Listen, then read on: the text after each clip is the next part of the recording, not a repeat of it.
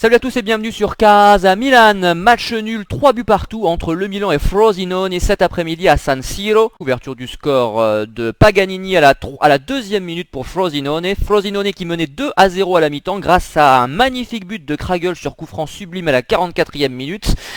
Ensuite, réduction du score milanaise à la 50e, un but de Bacca suite à un ballon relâché par Bardi. Bardi, superbe match ce soir, d'ailleurs on y reviendra.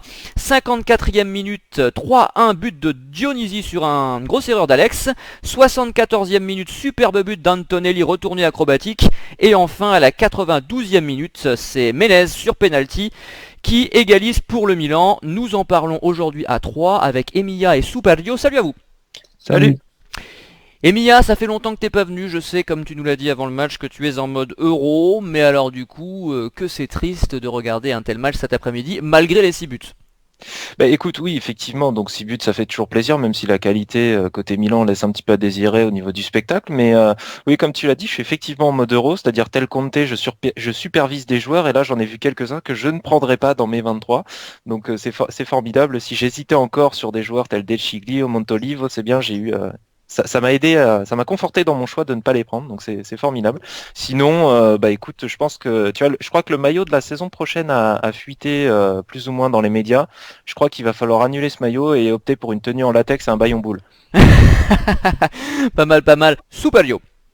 Oui, alors là, le match était lamentable dans la lignée de celui contre Hellas Vérone déjà relégué, avec un Frosinone vaillant qui a joué crânement sa chance et qui aurait pu prétendre à la victoire. Le match était lamentable, on n'a vu aucun fond de jeu et une fragilité dans tous les compartiments.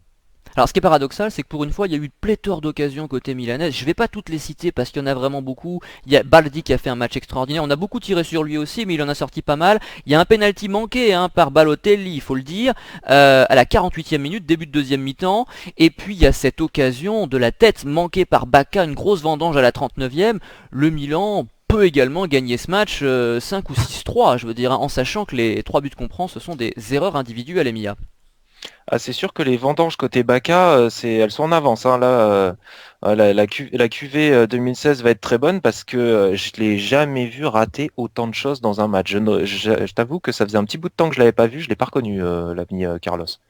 Ouais, ça fait quelques matchs qu'il a du mal, mais cela Ah ouais, dit... il est en vrai Ouais. manque de confiance, hein.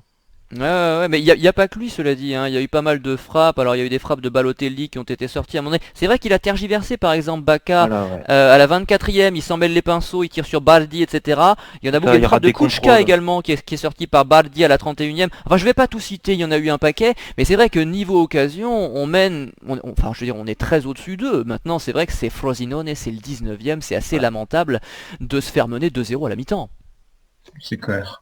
C'est ça le plus inquiétant, mais effectivement, autant j'en veux un peu à Bacca sur les occasions ratées, autant les autres je leur en veux pas trop parce que Balotelli, Honda, même une tête d'Alex sur corner qui part en lucarne que le gardien arrive à sortir, les occasions sont cadrées. Ouais. Bacca, ce que je lui reproche, c'est vraiment je l'ai même vu rater des contrôles, etc. J'avais l'impression de voir Cavani avec le PSG. Ouais, c'est pas la première fois, hein. Ah ouais, c'était assez catastrophique et c'est assez inquiétant, je trouve, de le voir à ce niveau-là. Serait-il contaminé par l'ensemble de l'équipe et comment dire, la déchéance, l'ambiance un petit peu qui règne depuis quelques temps? Soupalio, que penses-tu de cette inefficacité? C'est relatif parce qu'il est quand même pas si mal au classement des buteurs. Toutefois, on voit qu'il pourrait quand même être bien au-dessus s'il était plus efficace, à l'image des glorieux attaquants de la Serie A du passé, comme je cite toujours moi Batistuta, Vieri, etc. Oui, c'est sûr qu'il pourrait être plus efficace, mais après, il me semble avoir vu qu'il avait été sorti assez rapidement dans les précédents matchs par Brocchi, donc le contexte n'est pas bon, ils se sont peut-être moins en confiance. Après, on parle aussi d'un transfert, donc il n'est pas très serein dans sa tête aussi, et le jeu proposé par l'équipe ne met pas dans des circonstances favorables pour signer plus de buts, hein. Ouais. Alors Emilia, beaucoup d'erreurs individuelles, collectivement pas de fond de jeu effectivement, ça fait longtemps qu'on le voit.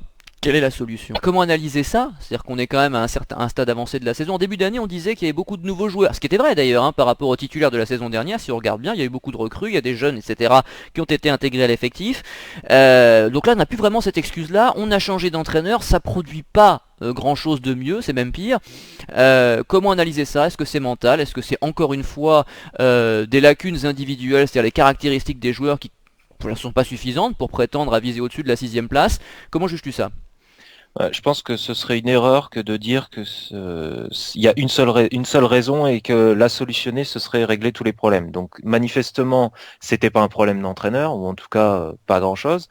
Donc pour moi, il y a, à mon avis, des joueurs clés du système qui sont du système tactique, le système tactique en lui-même déjà, mais des joueurs clés du système qui sont pas, je dirais pas qu'ils sont pas bons, ils sont pas adaptés.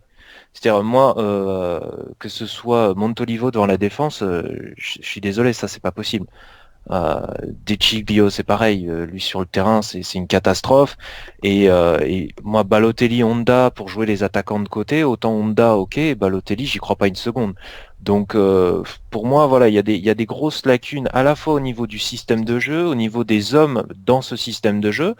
Et pour moi, je crois que le plus gros problème du Milan, c'est qu'il faudrait à un moment donné que le président arrête de faire la compo d'équipe et le système tactique parce que ça devient insupportable à ce stade. Et puis, à mon avis, il y a aussi un gros souci, un problème psychologique, un problème Aussi, mental quand même. forcément, Oui, quand alors ça va avec, quand hein. t'accumules quand t'accumules les lacunes, les problèmes et ce genre de choses, je veux dire, il y a des joueurs là qui sont sur le terrain, ils ont connu quoi, combien de coachs en 3 ans?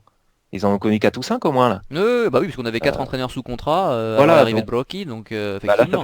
fait ouais, voilà, ça fait le cinquième parce que les Ouais, autres mais je sont crois qu'il y en toujours a sous contrat. certains, je sais plus, alors c'est Nico et Gila qui connaissent tout ça par cœur, mais je crois qu'il y en a certains, ça y est, le contrat c'est fini, il y en a d'autres, ça se termine dans quelques semaines, donc Ouais, on est bien en train de sûr. régulariser la situation, mais c'est vrai qu'on a eu à un moment donné 4 entraîneurs sous contrat, ce qui était abracadabrant, quoi, quand on voit ça.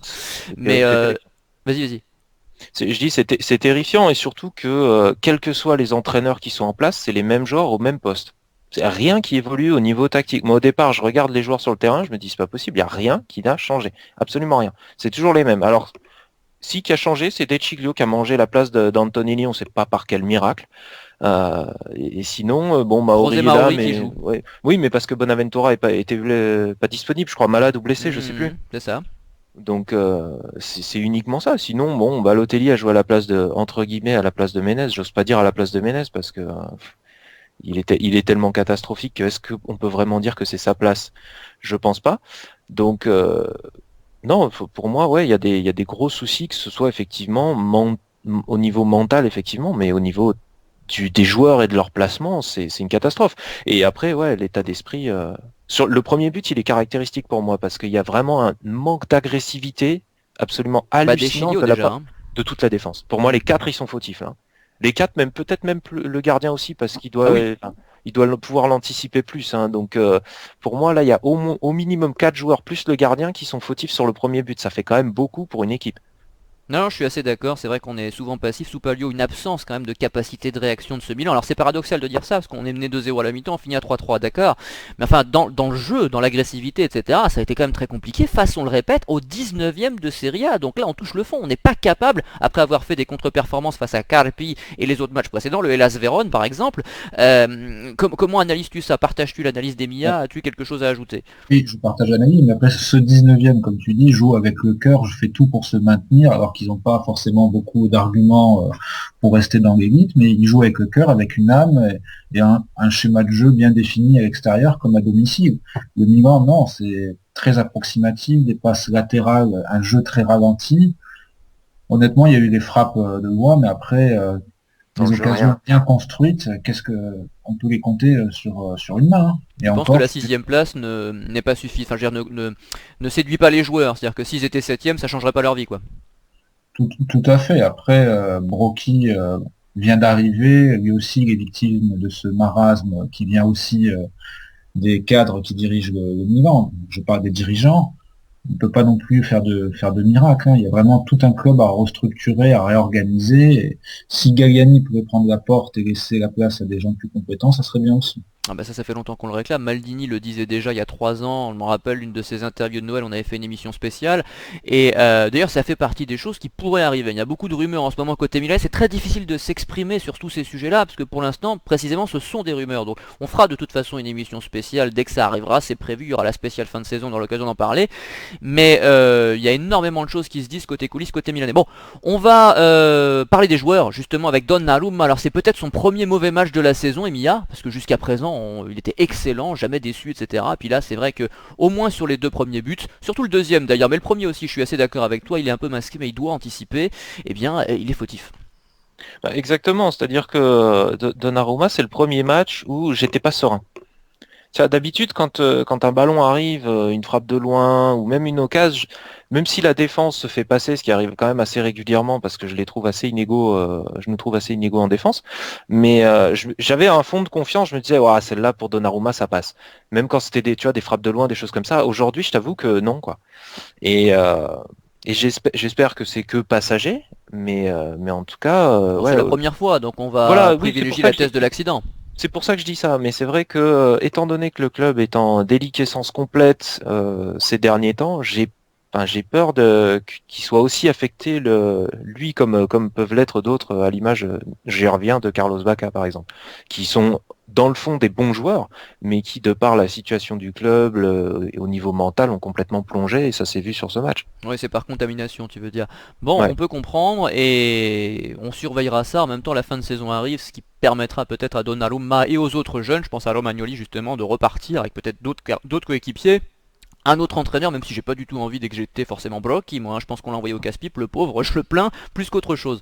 Superio sur le gardien. Je suis assez d'accord avec ce qui a été dit. Après, bon, le troisième but, il ne peut absolument rien faire. La frappe de Tchofani est bien croisée, mais après, c'est vrai que sur le premier, il aurait pu anticiper. Sur le deuxième, il est bien court pour une frappe lointaine. Après, vu la saison qu'il fait, pardon, et son jeune âge, on peut lui excuser quand même un mauvais match sur la vingtaine de matchs qu'il a fait cette saison. Et puis c'est pas sa faute si Balotelli manque son penalty, hein, on y reviendra. Parce que ce Ouais. match, on peut le gagner même avec les bourdes de Donnarumma, faut le rappeler, hein, vu le nombre d'occasions. La défense, Emilia, justement, je crois que tu as beaucoup de choses à dire. La défense, oui. Alors déjà, commencer par Abaté. Abaté, je l'ai trouvé plutôt pas mal, même si, toujours pareil, quoi. Il court pour couvrir les erreurs des autres et au bout d'un moment, ça finit par être court. Et c'est vrai que si on regarde sur les buts, bon, j'aurais aimé le voir plus agressif sur le premier but. Sur le deuxième but, il n'est pas invité puisque ça se passe de l'autre côté. Et c'est vrai que sur le troisième, bon voilà, c'est une contre-attaque. Il est pas trop invité non plus.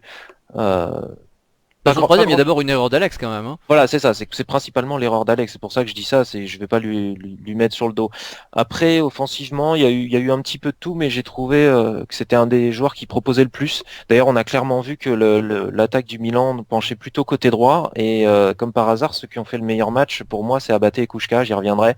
Mais comme par hasard, c'est de ce côté-là que le jeu s'est passé, de l'autre côté, c'était complètement amorphe. Alors je veux juste rappeler une petite chose, pardon, simplement, c'est lui qui fait le seul centre potable du match sur Balotelli à un moment donné, et c'est lui, Exactement. même s'il manque son centre, qui amène la réduction du score, hein, puisque le ballon est relâché par Baldi, donc C'est il faut ça. le rappeler.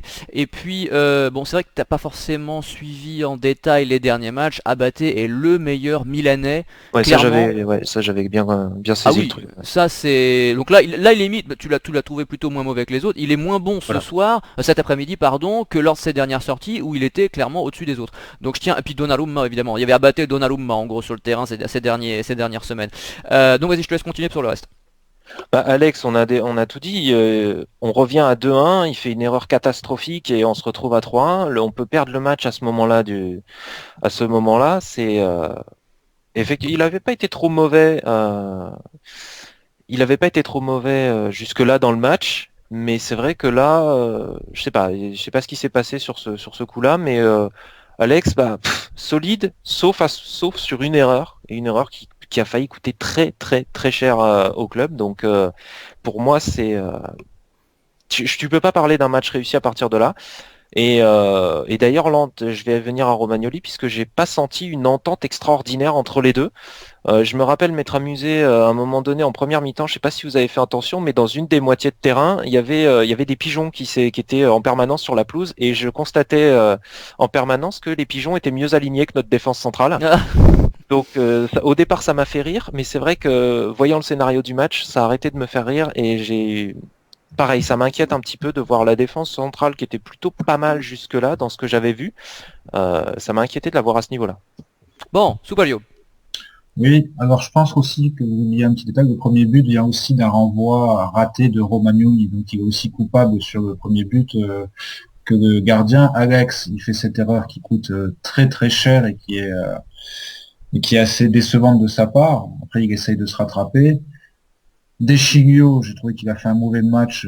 Lui, le terme qui me vient à l'esprit quand on parle de lui, c'est régression par rapport au joueur qu'il a été en 2012-2013, notamment sa Coupe de Confédération avec l'équipe d'Italie. Et Abaté, qui pour moi était le meilleur des quatre, avec une bonne présence défensive et des bonnes montées, surtout des centres bien accordés, sur lesquels les autres ne se sont pas forcément jetés, dont un qui a amené le but de Bacca, hein. Donc s'il y en a un qui a sauvé derrière, c'est bien Abaté. Et comment Antonelli peut rester sur le banc au profit de Deschilio? Ça, je comprends absolument pas. Ouais, on a du mal, effectivement, ça nous a surpris tous. Antonelli qui marque d'ailleurs dès qu'il rentre en jeu. Bon, je pense que ce sera corrigé lors du prochain match, mais à Bologne, je crois, je sais plus si c'est Bologne, c'est à l'extérieur. Je sais qu'il est diffusé sur Beansport à 22h30, donc on fera sûrement l'émission le lendemain. Emilia veut ajouter quelque chose. Oui, j'ai complètement oublié de parler d'Echiglio qui, comme je l'avais déjà plus ou moins évoqué avant, a été absolument calamiteux. Il a raté à peu près tout ce qu'il a fait.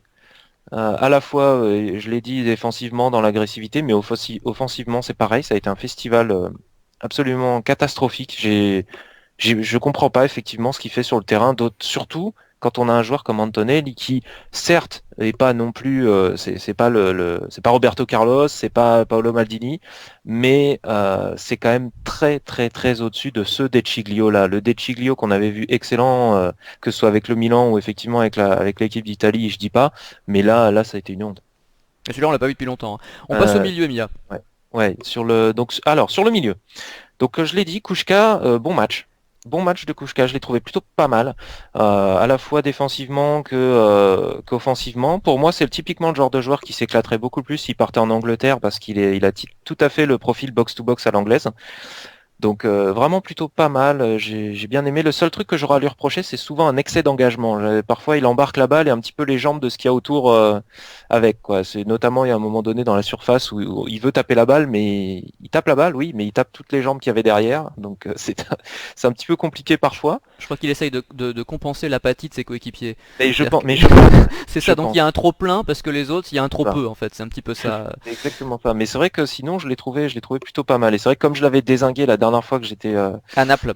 voilà, que j'avais fait une émission avec vous, c'est vrai que là, je dois avouer, il est bon maintenant. Après, Kouchka, c'est toujours pareil. C'est pas un mauvais joueur, mais pour moi, quand on est Milan AC, on se doit d'avoir des joueurs qui sont meilleurs que ça quand même s'il a été bon sur le terrain.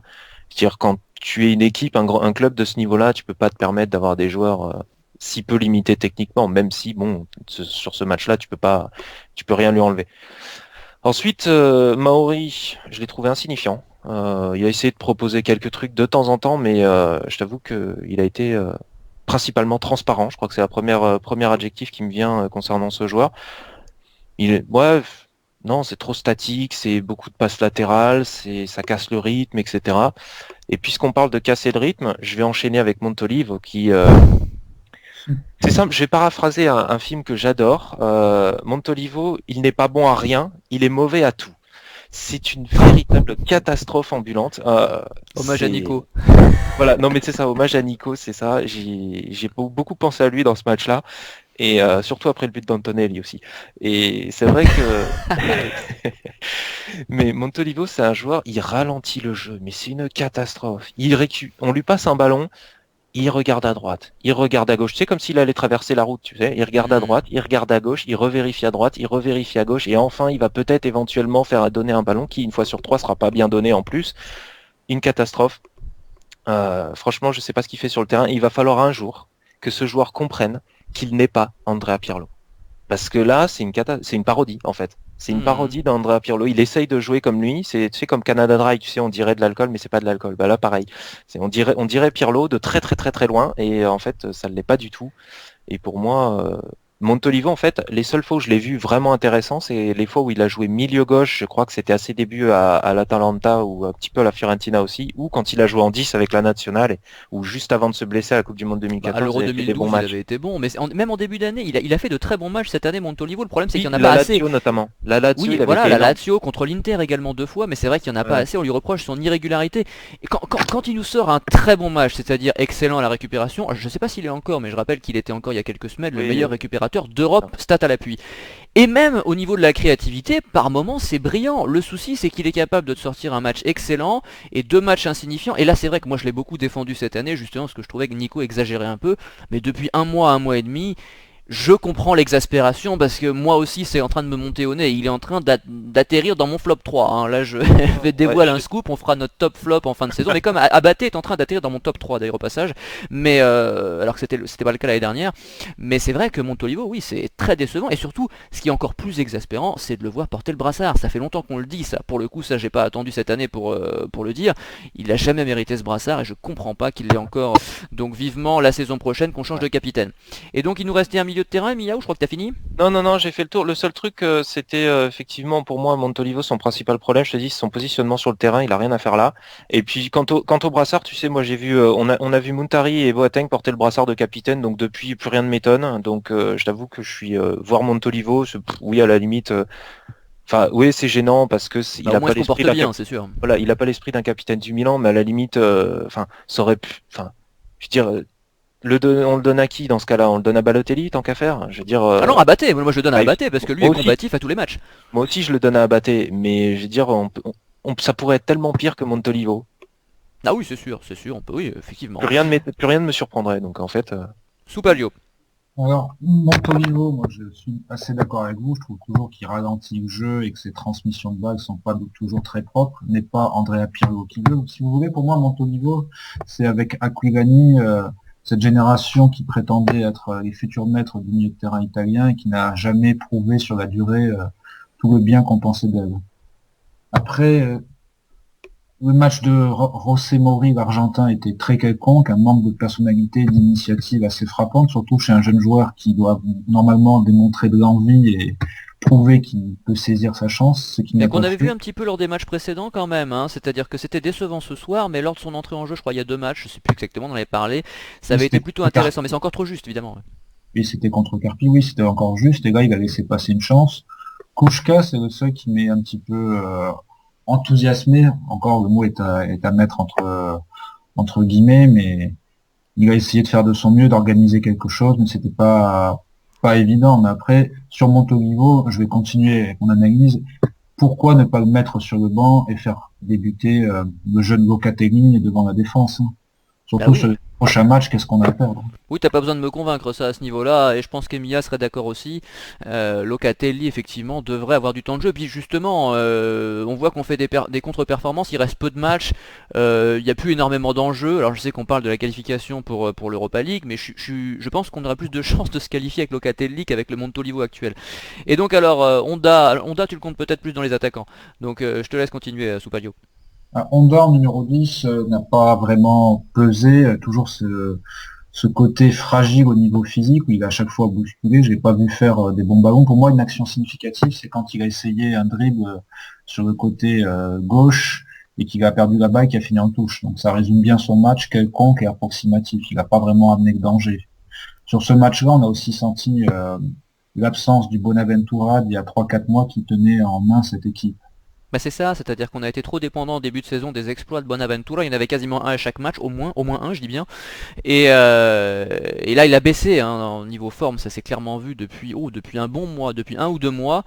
Et là il est absent et ça se voit encore plus et on était Bonaventura dépendant. Et bon, très clairement, on voit que la relève n'est pas assurée et certains diront ah mais oui mais fallait pas vendre El Shaarawy. Alors là, je veux pas faire partie de ceux qui crient avec la meute, avec les loups parce que El Shaarawy on l'a tellement taillé ici, à un moment donné, faut être droit dans nos bottes. Au Milan, ça ne marchait pas. Bon. Voilà, c'est un éternel débat, mais c'est vrai que quand on voit ce qu'il fait avec la Roma, il y a de quoi avoir des regrets. Emilia sur l'attaque. Juste une chose, Ah pardon. c'est qu'il faisait à la Roma parce que depuis un ou Oui. 2 mois, il s'est calmé le El Ah Shaarawy. d'accord. Il est Comme redevenu quoi, quelconque. tu vois, je ne suis pas la Roma, comme quoi tu me rassures. Emilia. Alors, effectivement, Honda positionné en numéro 10 ou positionné en ailier droit? Parce qu'en fait, moi je l'ai vu beaucoup pencher à droite quand même. Ouais ouais. Plus que dans l'axe. C'est pour ça qu'en fait, au départ, en voyant la compo, je me suis dit, oh non, c'est pas vrai, ils nous ont encore sorti le 4-3-1-2 catastrophique si cher à Berlusconi. Et puis finalement, quand j'ai vu comment penchait Honda, je me suis dit, ouais, ça ressemble quand même plus à un 4-3-3, surtout que Balotelli a énormément décroché et plutôt côté gauche. Donc du coup, ça faisait un espèce de faux 4-3-3. C'était un peu étrange d'ailleurs, ça ressemblait pas à grand chose, soit dit en passant. Mais bon, Honda, ouais, je vais pas ajouter énormément de choses. Effectivement, physiquement c'est un petit peu court. Comme d'hab. Le seul truc c'est que voilà, il a quand même une frappe de loin qui aurait pu, si Bardi avait fait un match un petit peu moins bon que ce qu'il a fait, ça aurait pu apporter pas mal. Donc moi, j'ai pas envie de le fracasser parce que je veux dire, comment tu peux en vouloir à un mec comme ça? Il donne ce qu'il a. Ce qu'il a ne convient pas au système, ne convient pas à ce club, ne convient pas au standing du Milan. Mais bon, tu peux pas lui reprocher de donner moins que ce qu'il est capable de donner. Donc C'est la à partir de là, 42e, hein, pardon, je crois que t'avais fini, mais c'est la 42e, juste la ouais, frappe pour exactement. préciser. Et je crois que Superlio est en train d'essayer de tuer une guêpe. J'entends des bruits de quelqu'un qui frappe sur quelque chose, je sais pas ce que c'est. Ah non, je t'assure, je ne fais rien alors. D'accord, bon, c'est pas grave. En fait, il s'auto-flagelle histoire de continuer dans la lignée du match. C'est ça. Emilia, donc. Ensuite, pour en venir donc aux autres, l'attaque à Balotelli, à Bacca. Donc Bacca, je crois qu'on a déjà plus ou moins tout dit. Ouais. Attaquant manque de confiance. J'espère que le but qu'il a marqué, même si c'est un but de raccro, l'aidera à reprendre un petit peu confiance. Mais ça reste un bon joueur. Mais maintenant, un bon joueur qui a besoin de reprendre les pédales parce que là, c'est clairement, je veux dire, il a raté des contrôles, il a raté des frappes, il s'est perdu des fois. Je veux dire, décroché à 20-25 mètres, voire 30 mètres de ses buts, c'est pas le Carlos Bacca qu'on a connu il y a quelques mois et qui a empilé les buts et qui tenait la dragée haute à Higuaín à un moment donné en tête du classement des buteurs. Donc là, il va falloir qu'il reprenne pied parce que on dit qu'il n'y a plus d'enjeu, mais il y a quand même une 6e place qualificative pour l'Europa League parce que moi je ne crois pas une seconde à la victoire en Coupe d'Italie. Donc faudrait voir à pas l'oublier. Là, il va falloir regarder. Je sais pas ce qu'a fait Sassuolo, mais il pourrait bien nous être passé devant là. Ils ont gagné 1-0. Bah, il passe devant du coup, non? Oui, ils passent devant. Voilà, c'est ça. Bon, je vais pas regarder le classement, c'est tellement flou tout ça dans ma tête après un match comme ça. C'est comme quand on sort d'un mauvais film, ça va être du cinéma, on a du mal à marcher droit. Donc là, pour le coup, non mais c'est vrai, je comprends les quelques errements dans cette émission. Après un match comme ça, honnêtement, on n'a pas les idées claires. Hein. Il faut prendre des notes pour les minutes. Moi, je peux pas retenir les occasions. Je suis obligé de noter parce que c'est pas possible. Après ce que j'ai vu, tout se bouscule. Bon, et Balotelli alors. Bah, Balotelli, déjà, il rate un penalty. Ouais. Donc ça, t'es obligé de le prendre en compte. En plus, encore un penalty où il s'arrête dans sa course, encore un penalty où il frappe croisé. À un moment donné, il va falloir qu'il change de registre parce que les gardiens commencent à le connaître. Au début, ça passait parce qu'il avait une grosse frappe de balle, etc. Donc le gardien, même s'il part du bon côté, il finit par ne pas l'avoir. Le truc, c'est que là, on a revu en fait avec Balotelli ce qu'on avait vu avec Zlatan en Ligue des Champions. Tu sais, il a raté le même. Où en gros, comme d'habitude, il fait la même frappe, il frappe croisé, sauf que le gardien, il fait en l'occurrence là le match de sa vie et forcément il la sort parce que s'il a un minimum étudié les pénaltys en face, il le sait quoi. Et puis il est loin d'être au ras du poteau, hein, c'est-à-dire que le penalty il est très mal placé. Moi, il y a le même avec Menez tire exactement le même penalty, sauf que Menez le tire formidablement bien. Exactement. Et c'est petit filet, alors que Balotelli c'est vrai que c'est moins bien tiré, donc du coup c'est loupé. Mais c'est vrai que sinon après dans le jeu, comme je le disais, il a beaucoup décroché, essayé de participer un petit peu au jeu, etc. Après moi il y a un truc, alors on sait pourquoi il fait ça, c'est tirer tous les coups de pied arrêtés, on sait pourquoi il le fait, c'est parce qu'il a absolument aucun jeu de tête. Et pour moi c'est quand même inquiétant qu'un joueur soi-disant de ce standing-là et avec ce physique-là soit aussi nul de la tête. Bah, j'essayais d'en convaincre nos collègues l'autre jour, mais ils me disaient non, il est pas si mauvais de la tête. Mais moi, j'ai toujours été convaincu, effectivement, que comme Thierry Henry, par exemple, la tête, c'est pas son truc, quoi. Par contre, il a failli quand même donner la victoire à la 95e avec une magnifique frappe sur la barre. Hein. Oui, c'est vrai. Une belle frappe. D'ailleurs, la dernière action du match, puisque l'arbitre siffle juste après. Mais effectivement, ouais, belle. Alors, sur cette action, moi j'aurais aimé, tu vois, parce qu'il y a Bacca qui fait un appel entre les deux défenseurs centraux, il les emmène un peu, j'aurais aimé qu'il en profite tu vois, et qui en fait coupe sa course, repique au centre. Tu vois, à un moment donné, Bacca emmène les deux défenseurs côté gauche, donc du coup côté droit, pardon, et j'aurais aimé, tu vois, qu'il en profite.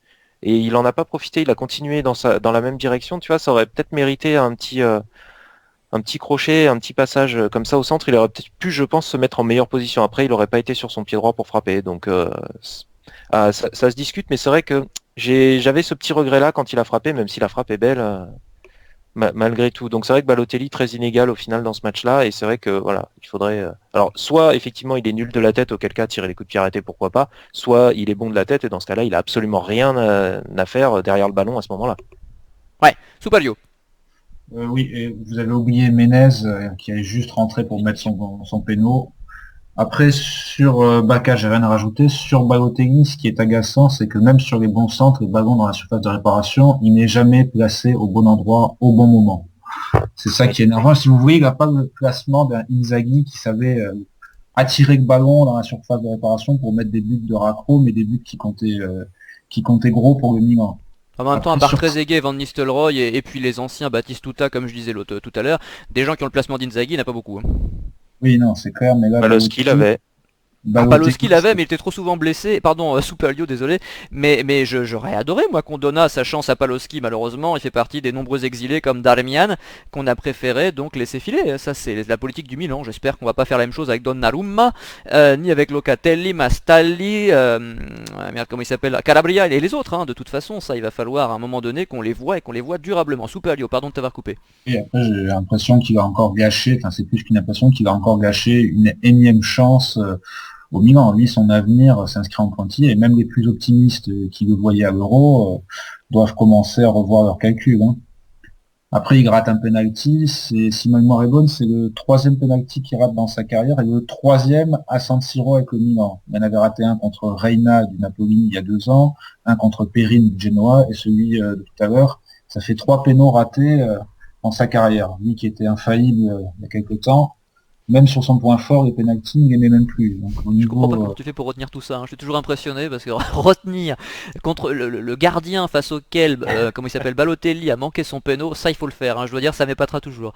Mais bon, c'est bien, Soupalio. La mémoire de l'émission confirme son statut. oui, après, l'entrée de Luis Adriano était quelconque. Hein. J'ai plus l'impression qu'ils se sont marchés sur les pieds devant. Ils n'ont pas eu de combinaison ou de déplacement complémentaire. C'était un petit peu l'embouteillage devant pour pas grand-chose et très peu d'appels. C'est surtout ça qui me frappe au moment. Les attaquants font très peu d'appels. Ils décrochent certes, mais les appels en profondeur sont inexistants. Bon, alors Emilia, tu veux ajouter un petit mot sur Luis Adriano ou mot de la fin directement? Bah, oh non, ajouter un mot sur Luis Adriano, puisque c'est encore un joueur que j'avais oublié, et effectivement, je vais rebondir sur ce que disait Superlio, c'est vrai que tous les attaquants demandent les ballons dans les pieds, c'est quand même une catastrophe, ça. Et après, bon, pour les appels en profondeur, il y a quand même pas une place énorme non plus, puisque la défense de Frosinone est à jouer très repliée derrière, mais c'est vrai que ça, c'est une caractéristique des attaquants, et j'insiste sur Luis Adriano, c'est quand même ça, à mon sens, l'erreur du coach, et c'est pas le premier à nous faire ça, c'est on est mené, on a besoin de revenir, on empile les attaquants. Ça me paraît une immense connerie. Pour moi, il faut mieux, surtout quand il n'y a pas de circulation de balle, quand il n'y a pas de mouvement autour du porteur de balle, il vaut mieux mettre des joueurs type milieu de terrain ou ailier capables d'apporter du mouvement et de la créativité que empiler des avant-centres qui, de toute façon, au mieux, se marcheront dessus. Alors si Nico était là, il te dirait mais qui? Tu mets qui? Ah mais ça je suis le premier, je suis tout à fait d'accord. Tu mets qui? Mais tu mets personne parce qu'on a personne. Moi je suis persuadé que même Brocky, à son âge, il aurait pu être titulaire sur le terrain. Bon, attention, faut se souvenir du joueur qui était Brocky. Alors c'est vrai que moi qui aime bien l'engagement dans l'entrejeu, c'était le Gattuso du pauvre Brocky, on va le rappeler. Hein. On se rappelle notamment du match très décevant qu'il avait fait à Manchester en quart de finale aller en 2007. Il nous avait coûté 1 ou 2 buts, je crois, après son entrée en jeu. Même si en championnat ça passait. Et c'est vrai que dans cette Serie A là, un joueur de devoir de type Brocky pourrait faire énormément de bien à ce Milan là. Hein. Ah mais c'est pour ça, mais ouais, en termes d'état d'esprit, ne serait-ce que ça, moi je demande pas mieux là. Aujourd'hui, on a même un état d'esprit qui est défaillant. Donc un joueur comme Brocky sur le terrain, mais je prends mais 100 fois. Bon et alors quel est ton mot de la fin du coup? Alors mon mot de la fin, je vais complètement quitter l'Italie et aller faire un petit tour en Angleterre parce que là, match nul de Leicester de Ranieri cet après-midi. Si Tottenham ne gagne pas demain, Ranieri est champion avec, je crois, le 19e budget de Première Ligue. Ça fait quand même du bien au football, ça. Et c'est la première fois qu'il gagne quelque chose, non? Et ça va être une des premières fois qu'il gagne, exactement, une des premières fois qu'il gagne quelque chose. Donc, et juste un deuxième petite parenthèse, toujours en Angleterre. Enfin, 25 ans après, les 96 victimes d'Hillsborough ont eu justice. Enfin, ah oui, effectivement, c'est bien de le rappeler. Non, mais ces petits, ces infos là sont très bien. Hein. Il faut en parler parce que c'est vrai que c'est essentiel. Ça fait partie des drames du football, de l'histoire du football. Juste un petit mot simplement sur Ranieri. J'espère ne pas dire de bêtises, mais j'ai l'impression qu'il avait une réputation de loser. Ah oui, complètement. Qui gagnait jamais rien, etc. Donc j'ai vraiment le sentiment, Soupalio nous confirmera ça tout à l'heure, que c'est sa première victoire si jamais il remporte ce championnat. Je te laisse finir, Mia. Ouais, juste qu'est-ce que j'allais dire? Oui, revenir sur Hillsborough, c'est rappeler un moment d'histoire qui moi m'a fait particulièrement vibrer quand je l'ai appris et quand j'ai vu ça parce que j'étais trop jeune à l'époque, hein, mais quand je l'ai revu après, un moment de l'histoire du Milan puisque je crois que je sais plus si c'était un an après ou quelques semaines après le drame, il y a des matchs qui étaient arrêtés, tu sais, un petit peu partout en Europe à la minute où il y avait eu le drame d'Hillsborough, tu sais, dans le match. Ouais. Et à Milan, ils avaient arrêté un match, je sais plus contre qui c'était. C'était peut-être même un match de Coupe d'Europe et c'était à San Siro, je crois. Et au moment où ils arrêtent le match pour faire une minute de silence, t'as tous les supporters du Milan qui ont repris You'll Never Walk Alone. Moi, j'en ai encore des frissons rien que d'en parler. Je trouvais ça magnifique. Faudra trouver la vidéo sur YouTube si elle y est. Elle est facile à trouver. Tu tapes Milan You'll Never Walk Alone et tu vas tomber dessus. C'est vraiment un moment d'anthologie. Eh ben, avis aux supporters, si vous aimez l'histoire du club, puisque le présent n'est pas terrible, autant se replonger dans les archives. En l'occurrence, ça fait partie des choses à visionner. Merci Emilia. Soupalio, ton mot de la fin. Alors, pour répondre à ta question, Ranieri a gagné le championnat de deuxième division en France avec Monaco, mais il a surtout gagné des coupes, une coupe d'Italie avec la Fiorentina en 96 et une coupe d'Espagne avec Valence en 99. D'accord, donc ce sera pas son premier, mais peut-être son premier championnat en première division. Oui, voilà, ce sera plutôt ça, et ça sera mérité, lui qui est surnommé le bricoleur et qui a souvent eu des équipes en crise à reconstruire durant sa carrière. Remarque, Ancelotti avait également une réputation de loser avant son arrivée au Milan, hein, on le rappelle. Je veux dire, c'était quelqu'un qui était habitué aux défaites en finale. Oui, tout à fait. Alors, Soupalio. Alors, mon mot de la fin, ça serait, puisqu'on parle d'images vibrantes, ça serait l'hommage des 40 000 spectateurs de San Mamés à Bilbao pour Paolo Maldini, qui était magnifique durant cette semaine et qui laisse pas mal de regrets. Pourquoi attendre et atteindre l'Espagne pour célébrer Maldini, une légende du Milan? Ah oui, non mais ça de toute façon, le Milan est ingrat avec Maldini, on l'a toujours dit. Avec C'est tous Galliani ces qui bloque, hein. Ingrat avec tous ses anciens, parce que regarde les sorties d'Inzaghi, de Seedorf, d'Ambrosini, de Maldini à San Siro, etc. Enfin, ça a été une catastrophe On l'a générale. dit ici, Ambrosini, on avait fait une émission spéciale, on l'a bien dit, ça avait été lamentable aussi, c'est Ah, vrai, ouais. tu rappelles bien, Zedorf. Alors salle Zedorf de qui se faisait presse siffler vide. par le public aussi d'ailleurs au passage. Voilà. On a parlé beaucoup de Maldini et d'une partie de la Curva Sud. Effectivement, il y a deux trois abrutis, enfin deux trois, d'ailleurs une centaine d'abrutis au niveau de la Curva Sud, ils sont connus et qui malheureusement eh ben, fait comme d'habitude, hein, c'est les minorités qui font parler d'elles. Donc on va finir là-dessus, peut-être rappeler qu'on sera peut-être là du coup le lendemain de Bologne à Milan parce que bon, on va faire cette fin de saison, hein, mais on attend surtout l'émission spéciale, notamment le flop 3. Je crois que le flop 3 sera très disputé, hein. Je crois que là on va se régaler. Je pense que tous les anciens ils vont tous revenir, on va être 10 pour faire l'émission juste pour le flop 3, vous allez voir. Exactement. Et puis ensuite on partira sur l'Euro, hein, bien évidemment. Alors sans grands espoirs, je sais qu'Emilia est au taquet, et Soupalio aussi. Là j'ai les deux participants de Casa Milan qui sont les plus motivés pour l'Euro. D'habitude j'en fais partie aussi, mais j'y crois tellement pas. Genre j'aimerais, hein, je vais suivre ça comme d'habitude, les compétitions internationales. Moi je trouve ça beaucoup plus intéressant que les compétitions de club, j'ai toujours dit. Quoi qu'il arrive, même si mon équipe ne gagne pas, je prends plaisir à les regarder. Mais alors pour l'Italie, je dois dire que j'ai beaucoup de mal à y croire. Mais enfin, avant l'Euro 2012, même si on avait une meilleure équipe, hein, c'est vrai qu'aujourd'hui évidemment en 2012, mais avant 2012 j'y croyais pas non plus. Voilà, je voyais pas cette Italie-là aller en finale, donc bon, hein, souvent l'Italie est capable de créer la surprise, on va essayer de se rattacher à ça. En tout cas messieurs, je vous remercie de votre participation, et puis donc on se donne rendez-vous a priori le lendemain de Bologne à Milan. Bonne semaine à vous, salut. Salut à tous.